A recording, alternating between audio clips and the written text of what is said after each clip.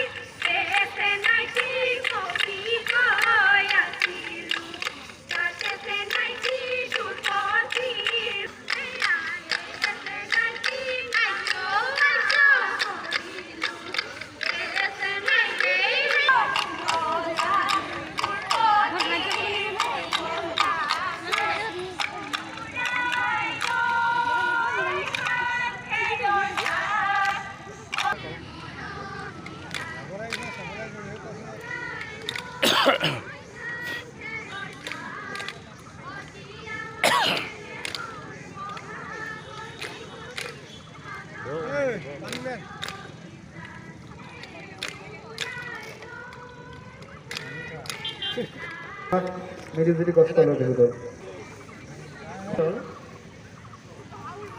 অকণমান কথা পাতি লওঁ।